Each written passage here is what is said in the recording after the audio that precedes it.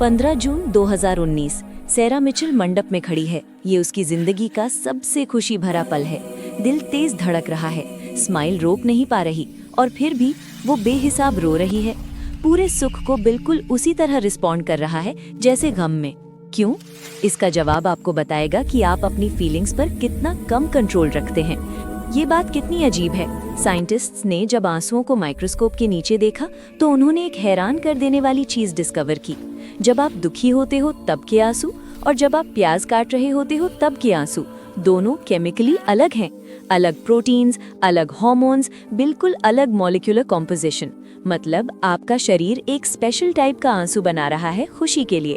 पर यहाँ पे जो बात साइंटिस्ट्स को रात भर सोने नहीं देती थी, वो ये, रोना एक डिस्ट्रेस सिग्नल है। तो आपका दिमाग डिस्ट्रेस रिस्पॉन्स क्यों एक्टिवेट कर रहा है जब आप अपनी जिंदगी के सबसे अच्छे पल में हो? इसका मतलब नहीं बन रहा, अनलेस पूरी दुनिया में सिर्फ हम इंसान ही ऐसा करते हैं। चिंपैंजीज खुशी में नहीं रोते, डॉल्फिन्स खुशी के आंसू नहीं बहाते। ये सिर्फ इंसानी बिहेवियर है। इसका मतलब एवोल्यूशन के दौरान हमारे दिमाग ने ये अजीब सा ग्लिच डेवलप किया और वो अब तक बना हुआ है। पर एवोल्यूशन ग्लिचेस को रखता नहीं, वो उन्हें हटा देता है। तो अगर हम लाखों साल बाद भी खुशी में रो रहे हैं तो इसका कोई पर्पस जरूर होगा। 2015 में येल यूनिवर्सिटी के साइकोलॉजिस्ट्स ने एक्सट्रीम इमोशनल रिस्पॉन्सेस के केसेस स्टडी करना शुरू किया। उन्होंने जो डिस्कवर किया उसने फीलिंग्स के बारे में सब कुछ बदल दिया। उन्होंने इसे नाम दिया डायमॉर्फिक एक्सप्रेशन। और जब आप इसे समझोगे, आप अपनी फीलिंग्स को कभी पहले जैसा नहीं देखोगे। सुनिए, आपके दिमाग के अंदर क्या हो रहा है। सोचो, आपका इमोशनल सिस्टम एक मीटर है, एक रेंज है। एक तरफ दुख, दूसरी तरफ खुशी। आपका दिमाग बीच में ऑपरेट करने के लिए डिजाइंड है, स्टेबल, कंट्रोल्ड, बैलेंस्ड। पर फिर कुछ होता है। आप शादी करते हो, अपने बच्चे को पहली बार गोद में लेते हो, इंडिया वर्ल्ड कप जीतता है, अपने पेरेंट्स से सालों बाद मिलते हो और वो मीटर मैक्सिमम हैप्पीनेस तक नहीं पहुंचता, वो टूट जाता है। इतना ज्यादा हो जाता है कि आपका दिमाग ओवरवेल्म हो जाता है और उसे अपने रेगुलेटरी सिस्टम्स एक्टिवेट करने पड़ते हैं। आपका लिम्बिक सिस्टम, दिमाग का emotional centre, dopamine, oxytocin, serotonin से भर जा रहा है। एक केमिकल सुनामी है ये। और आपका प्रीफ्रंटल कॉर्टेक्स, वो रैशनल पार्ट जो इमोशंस मैनेज करता है, वो कंप्लीटली ओवरवेल्म हो गया है। तो आपका दिमाग कुछ इनक्रेडिबल करता है, कुछ ऐसा जो पागलपन लगता है पर एक्चुअली ब्रिलियंट है। वो ऑपोजिट रिस्पॉन्स ट्रिगर कर देता है। ऐसे समझो, आप एक गाड़ी में हो और एक्सेलरेट कर रहे हो 60 mph, 80 mph, 100 mph, 120 mph, पर ब्रेक पेडल ही नहीं है। आप बस तेज से तेज होते जा रहे हो। इवेंचुअली आपकी सर्वाइवल इंस्टिंक्ट किक इन करती है और इमरजेंसी ब्रेक खींचती है। यही है रोना, आपका इमोशनल इमरजेंसी ब्रेक। जब खुशी बहुत इंटेंस हो जाती है, इतनी ओवरवेलमिंग कि आपका सिस्टम प्रोसेस नहीं कर पाता, आपका दिमाग पैरासिम्पैथेटिक नर्वस सिस्टम एक्टिवेट करता है। वो पार्ट जो आपको शांत करता है, वो पार्ट जो दुख और डिस्ट्रेस से जुड़ा है।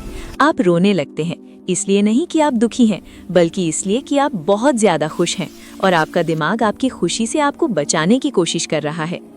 और अब ये सुनिए, ये और भी इंटरेस्टिंग हो जाता है।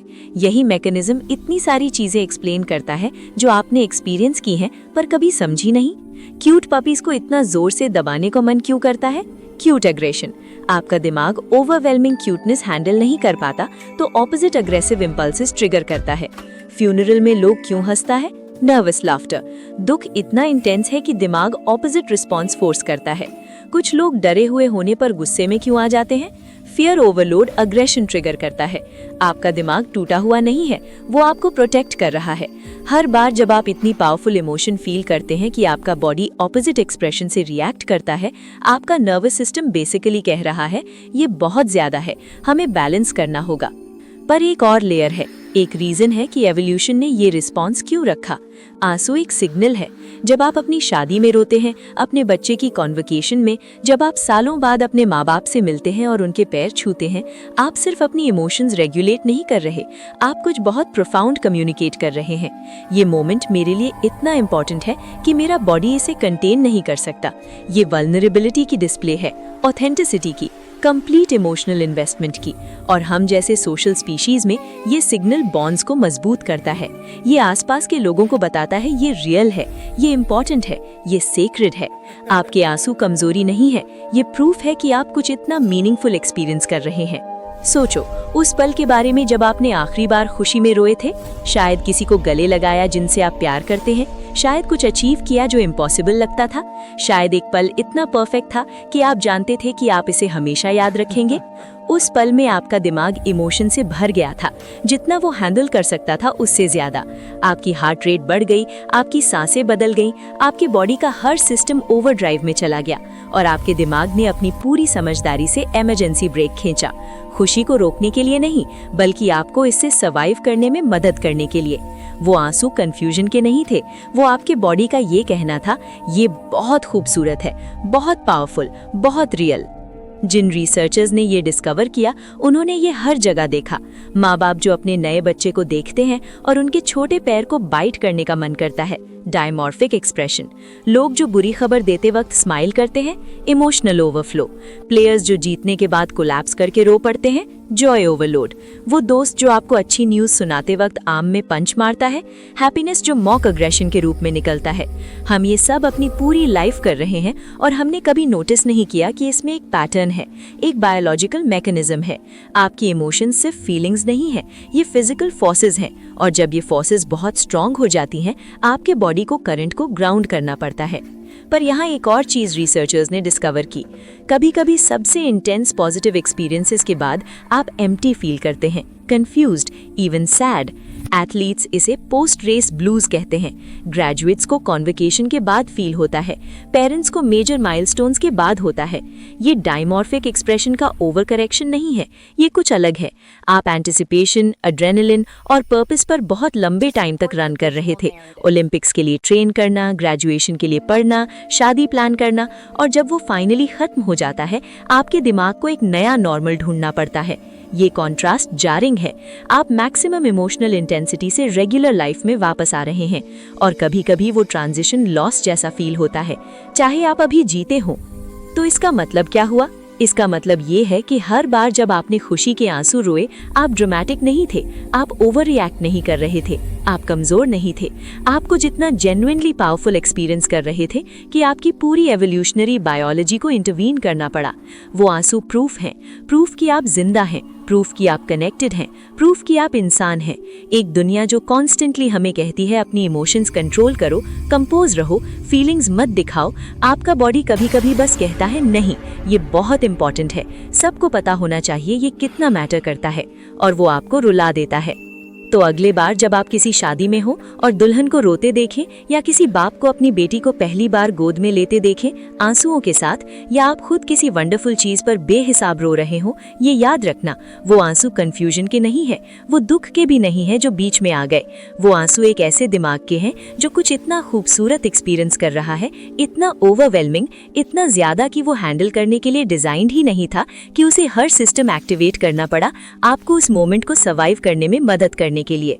वो आंसू आपके बॉडी का ये कहना था, यही, इसी का नाम है जीना।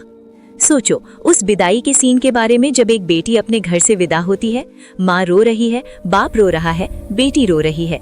ये सिर्फ दुख नहीं है, ये कॉम्प्लेक्स इमोशंस है, प्यार, नॉस्टैल्जिया, खुशी की वो अपनी नई जिंदगी शुरू कर रही है, और गम की बचपन खत्म हो गया। आपका दिमाग इतनी सारी इमोशंस एक साथ हैंडल नहीं कर पाता, तो वो सबको आंसू में कन्वर्ट कर देता है। या सोचो जब इंडिया वर्ल्ड कप जीता, पूरे देश में लोग रो रहे थे खुशी के मारे। स्टेडियम में प्लेयर्स रो रहे हैं, घर पे फैमिलीज रो रही हैं, स्ट्रीट्स पर लोग रो रहे हैं। ये कलेक्टिव इमोशनल ओवरवेल्म है, इतना पावरफुल कि पूरे देश का दिमाग एक साथ कह रहा है ये बहुत ज्यादा है, हमें टीयर्स की जरूरत है। तो अब जब आप ये सब जानते हैं, इसका यूज कैसे करें? पहला, अपनी इमोशंस को वैलिडेट करो। अगर आप खुशी में रो रहे हैं, खुद को जज मत करो, दिमाग सही काम कर रहा है। दूसरा, दूसरों के टीयर्स को समझो। जब कोई आपके सामने हैप्पी टीयर्स रोता है, उन्हें अनकंफर्टेबल मत करो, वो खुश हैं इसलिए रो रहे हैं। तीसरा, इमोशनल ओवरलोड को पहचानो। अगर इमोशंस बहुत इंटेंस हो रही हैं, एक स्टेप बैक लो, डीप ब्रेथ्स, टीयर्स आने दो। अगर आ रहे हैं, वो नेचुरल कोपिंग स्ट्रैटेजी है। चौथा, इमोशनल हेल्थ को प्रायोरिटी दो। इमोशंस फील करना, एक्सप्रेस करना, प्रोसेस करना, ये सब हेल्थ का पार्ट है। और याद रखो, आप अलोन नहीं हो, ये सब कुछ जो आप फील करते हो, बिलियंस ऑफ ह्यूमंस ने फील किया है। ये नॉलेज पावर है, सेल्फ अवेयरनेस है। जितना ज्यादा आप अपने दिमाग को समझोगे उतना बेटर आप अपनी इमोशंस नेविगेट कर पाओगे। और सबसे इम्पोर्टेंट बात, आपका दिमाग टूटा हुआ नहीं है, ये ग्लिच नहीं है, ये एक ब्रिलियंटली डिजाइंड सिस्टम है जो आपको प्रोटेक्ट कर रहा है। जब आप ओवरवेल्म होते हैं, चाहे खुशी से या गम से, आपका बॉडी ऑटोमेटिकली बैलेंस ढूंढता है। टीयर्स उस बैलेंस का हिस्सा है, रेगुलेशन का हिस्सा है, सर्वाइवल का हिस्सा है। तो अगली बार जब आप रोने लगे, चाहे कोई भी रीजन हो, याद रखना ये आपकी ह्यूमैनिटी है, ये आपकी स्ट्रेंथ है, ये प्रूफ है कि आप फील करते हैं जेन्युइनली, डीपली, कंप्लीटली। और ये सबसे खूबसूरत चीज है इंसान होने के बारे में। हम खुशी में इसलिए रोते हैं क्योंकि कुछ पल सिर्फ स्माइल से एक्सप्रेस नहीं होते, कुछ पल हमारा सब कुछ मांगते हैं, इवन आवर टीयर्स।